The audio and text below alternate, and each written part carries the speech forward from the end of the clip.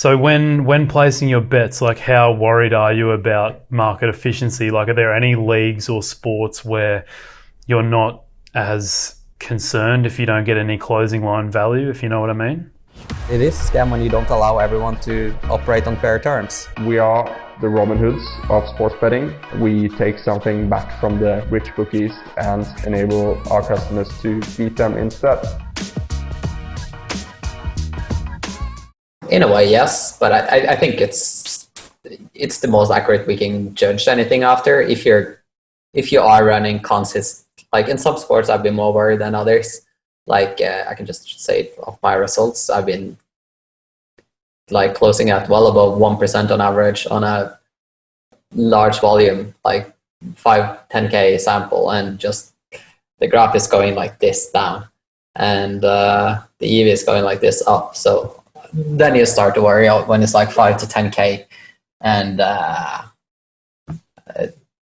in the top leagues, it's going to be pretty efficient. Of course, there's always going to be someone, if they feel like they know something, whatever, want to keep the prices for in play in certain leagues because they can get on more. But what are you going to do? You can't just sit and be naive and come say like, oh, it's not efficient. It's the most efficient thing we have. And we just got to go after that. And if you're constantly beating it and you're losing money, chances are so likely you're just being unlucky, at least from my experience. But it could be that somebody knows a lot more than I do, and I'm just getting played. But whenever I've been closing above the EV line, closing EV line, I've been doing well.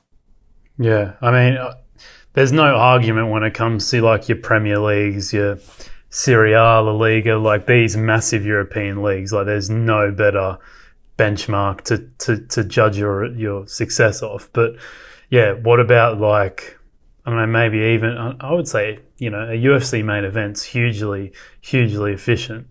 There's so many. The limits are so low. Limits are not low in UFC anymore. Oh, sorry, I meant limits are high or whatever. You can get more money down. Yeah, and on a UFC, like the thing is, it's usually going to be between a couple of sides, and if you hit it one side, it's going to be up again. So if you have access to a lot of sites, that doesn't limit you on UFC. You're basically going to be betting also there at like 99% plus payout rate. Yeah. So and if you're betting on either side of those, the prices are not moving that much often. They will just stay up there. So I don't know. It's an interesting thing, but I think Pinnacle again is very accurate there. Yeah, I mean, I've seen like 10,000, 15,000, 20,000 limits there. So they must be at Pinnacle. So they must be very, very efficient, you would think. But like, I mean, I'm trying to think of a more like less efficient. I mean, the obvious ones would be like, you know, your second division in Malaysian women's football or something like, just something random like that. But what about something like, we spoke a little bit about Finland, but like, you know, like your Finnish European league, if you're consistently beating the closing line there, like how, or the equivalent of that. That's big enough. Like Finnish first division is like, it's accurate enough. Yeah, okay. Is there like when you're looking at limits, so let's just say there's 5K limits, do you look at that and say the closing line there is going to be pretty efficient? Yeah, I would say so. So I'm just going to try to figure out what's the first leagues that's starting now, because we're doing this and it's around midnight. I'm just going to fire up, because now we're going to have some South American leagues starting soon. I mean, is there like a number you think? Like, say you go onto Pinnacle to bet against Pinnacle and you see a number in terms of what they're letting you get down. Is there a number there where you think, okay, there's only $500 here, there's only $1,000. The closing line on this will not be efficient, or at least if I beat it, I won't be confident. Well, right now we have Colombia Cup starting in 4 minutes, and Pinnacle limits are like 700-800 euros. I think that's most likely big enough, unless there's something going on that only a very few people know, which is, I'm not saying it's happening often, but it could happen from time to time.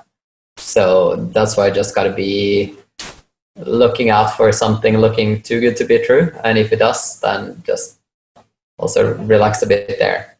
Okay. So even if the don't limits like, are... Yeah. That's why you can't go all in, because sometimes you're going to think a market is somewhat safe, but it's not. Yeah. Okay. So even in the league where the limits are only $700-800, like if you beat the closing line on this game coming up now, you'd be pretty happy. Yes. Oh, okay. No, it's very interesting.